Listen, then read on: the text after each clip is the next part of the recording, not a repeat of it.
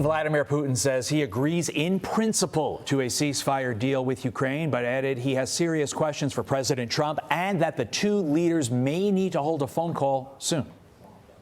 It was a very promising statement because other people are saying different things and you don't know if they have anything to really, if they have any meaning, or I don't know. I think some of them were making statements. He put out a very promising statement, but it wasn't complete.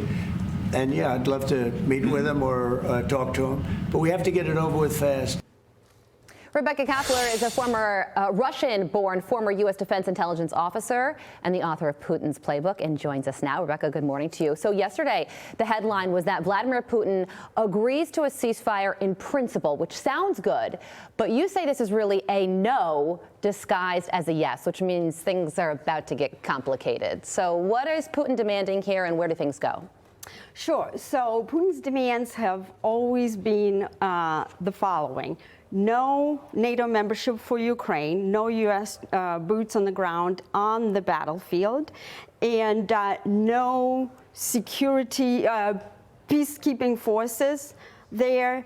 And also, in addition to that, Putin wants to transform the entire relationship between Russia and the U.S., and that means to completely reverse everything that took place during former President Biden's term, and that is bring the Russian diplomats back, which literally a lot of them are intelligence officers. Open back the consulates that were shutting down, that were basically bases for spying operations for Russia. Remove the sanctions. He's not saying all of that in that speech, but you have to basically read between the lines. It is my assessment that Putin is not going to accept the peace deal. Some of what's on the table in the proposed ceasefire: an immediate 30-day ceasefire, the U.S. resuming security and intel to Ukraine, and a prisoner exchange. But there was also a leaked document, Rebekah, showing Russia's plan is to prolong this war for years, past 2026. Russia, of course, denies that. Do you believe that ultimately what's in that plan is their plan? 99.9%. I mean, remember, in Putin's Playbook, my book, I laid out very clearly what Putin's Playbook is, his strategy, which is a multi-pronged strategy that he spent a quarter of a century developing. Okay, and we remember 3 years ago, we were here on the show and you asked me, Todd, how do we stop Putin's Playbook? And what was my answer? I said, it was almost impossible. Why? Because I know that we don't have a counter strategy. Every single war game that we conducted back in the intelligence community ended up in Russia winning the war.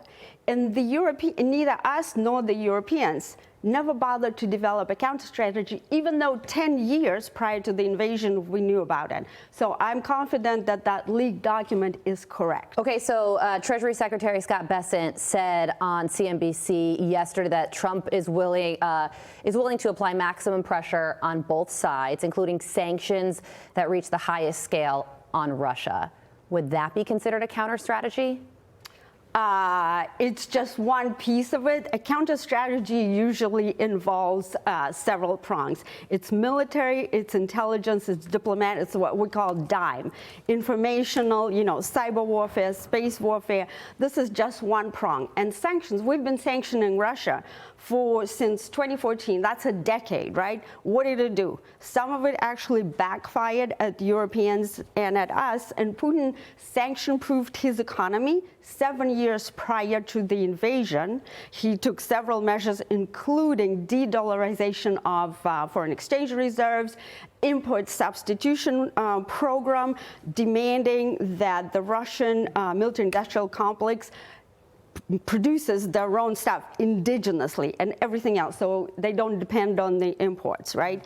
They believe, the Russians that is, that they can weather these sanctions because so far sanctions have not changed Putin's behavior. My assessment is that it's going to be tough for them this time, but they think there's nothing that Bessent can do that Biden hasn't already done. Yeah, well, NATO Secretary General Mark Rutte was with President Trump yesterday. This was, of course, a big topic of conversation.